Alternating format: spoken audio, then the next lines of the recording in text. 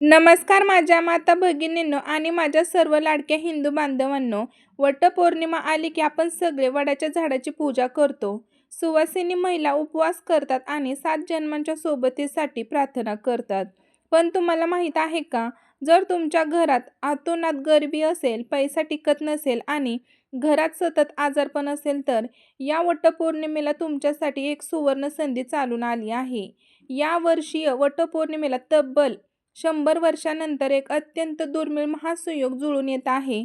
माझ्या प्रिय मित्र-मैत्रिणींनो, शास्त्र सांगतं, वटपौर्णिमेच्या दिवशी वडाच्या पूजे इतकेच महत्त्व गोमातेच्या पूजेला देखील आहे. 33 कोटी देवांचा वास असलेली गोमातेला या दिवशी फक्त एक घास गुप्त वस्तू खाऊ घातल्याने तुमच्या पतीचे आयुष्य वाढेलच, पण तुमच्या पाठीशी लागलेले भयंकर पितृदोष आणि 7 जन्मांची गरिबी एका झटक्यात नष्ट होईल.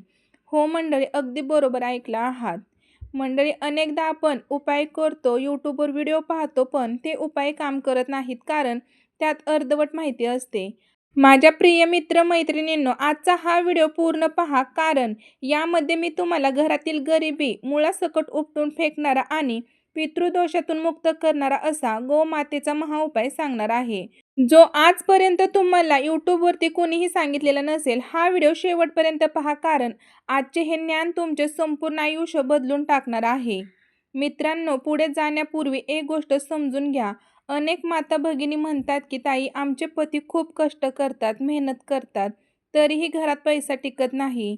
नेहमीच कर्जाचा डोंगर का वाढतो? याचे मुख्य कारण म्हणजे पितृदोष आणि वास्तुदोषातील दरिद्रता. जेव्हा आपले पूर्वज पितर आपल्यावरती नाराज असतात, तेव्हा घरात कमवलेला पैसा आजारपणात किंवा कोर्ट कचेरीमध्ये जातो. मित्र-मैत्रिणींनो, घरात सतत भांडणे होतात आणि माणसाला गरिबीतून बाहेर पडता येत नाही. वटपौर्णिमा हा केवळ पतीच्या दीर्घायुष्याचा दिवस नाही, तर या दिवशी ज्येष्ठ पौर्णिमेच्या तिथीला पितरांना तृप्त करण्यासाठी प्रचंड शक्ती असते. आज मी तुम्हाला ते 3 महाउपाय सांगणार आहे. ते तुमच्या घरातील गरिबी मुळासकट उपटून फेकतील. चला तर मग आपण जाणून घेऊया पहिला महाउपाय. मंडळी, त्याआधी तुम्ही हा व्हिडिओ नेमका कुठून पाहत आहात? तुमच्या गावाचं, जिल्ह्याचं किंवा तालुक्याचं नाव नक्कीच मला कमेंटमध्ये सांगा आणि व्हिडिओला एक लाईक करा.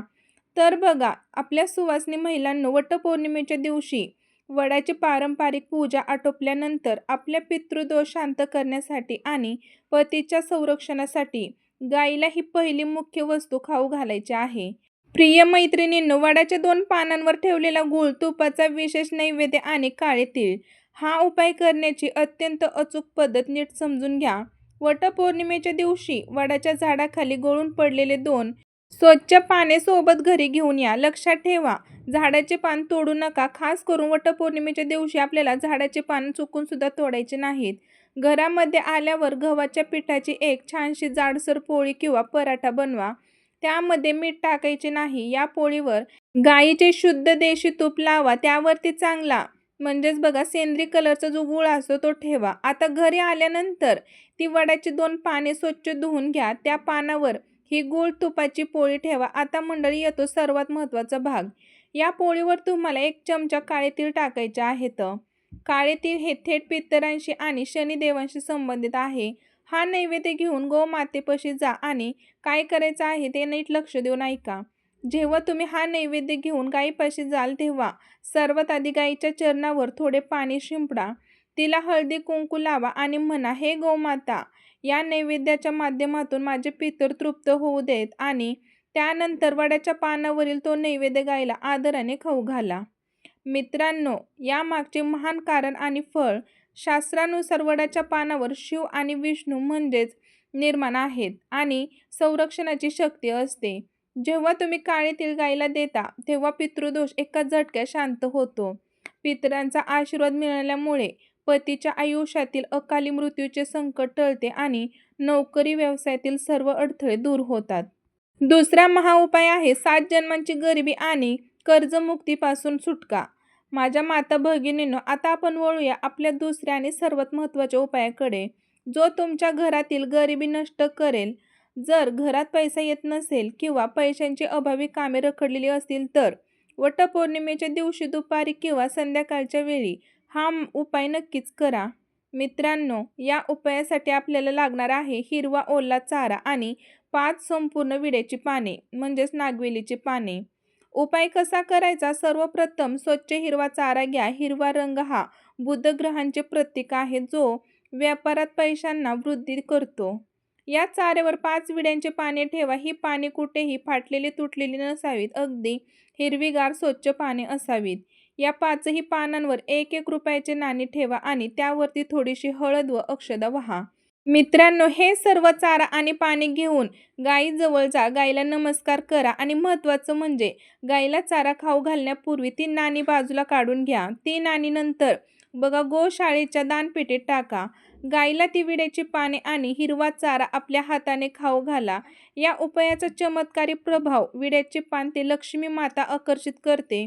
वटपौर्णिमेला जेव्हा गोमाता हे विड्याचे पान आणि हिरवा चारा ग्रहण करते, तेव्हा तुमच्या घरातील अलक्ष्मी, दरिद्रता घर सोडून निघून जाते.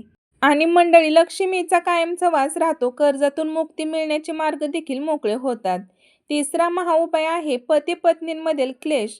मित्रांनो, आता आपण त्या उपायाकडे वळणार आहोत, जो घरामध्ये सुख शांती आणेल. गरिबी आणि पितृदोषामुळे घरात सतत कटकटी होतात. नवरा बायकोमध्ये प्रेम संपल्यासारखे वाटते. वटपौर्णिमेच्या दिवशी हा तिसरा उपाय तुमच्या संसारात गोडवा आणेल. या उपायासाठी तुम्हाला हवे आहेत 2 पिकलेली केळी आणि थोडासा गूळ. कृती आणि विशेष नियम नीट लक्ष देऊन ऐका. वटपौर्णिमेच्या दिवशी संध्याकाळी प्रदोष काळात गायीपाशी जा. गायीला ती 2 केळी आणि गूळ तुमच्या उजव्या हाताने खाऊ घाला. माझ्या प्रिय मित्रमैत्रिणींनो, जेव्हा गाय तो नैवेद्य खात असेल तेव्हा अत्यंत शांत चित्तेने गायीच्या पाठीवर जो वर असलेला भाग असतो, ज्याला आपण वशिंड म्हणतो, त्यावर आपल्याला उजव्या हाताने स्पर्श करायचा आहे. हात ठेवून डोळे बंद करा आणि ओम नमो भगवते वासुदेवाय नमः या मंत्राचा मनात 108 वेळा किंवा 11 वेळा नाहीतर 21 वेळा जप करा. या उपायाने कुटुंबातील सर्व नकारात्मक ऊर्जा नष्ट होते, नवऱ्याचा राग शांत होतो आणि कुटुंबात आनंदाचे वातावरण निर्माण होते. तर माझ्या माता भगिनींनो, या वटपौर्णिमेला वडाच्या झाडाची पूजा तर आपण सर्वजण करणारच आहोत, पण त्यासोबतच गोमातेची ही त्रिसूत्री सेवा करायला विसरू नका. पितृदोष आणि गरिबी दूर करणारा हा उपाय पूर्ण श्रद्धेने करा. तुम्हाला आजची ही सविस्तर माहिती कशी वाटली? तुम्ही मला कोणता उपाय करणार आहे तेही कमेंटमध्ये नक्कीच कळवा. हा व्हिडिओ तुमच्या व्हॉट्सअप ग्रुपवरती मित्रमैत्रिणींना जास्तीत जास्त शेअर करा, कारण तुमच्या एका शेअरमुळे एखाद्याचे घर गरिबीपासून बाहेर येऊ शकते.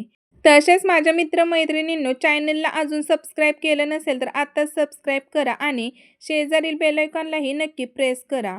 गोमाता तुमचे कल्याण करो. तुम्हा सर्वांना अखंड सौभाग्य लाभो.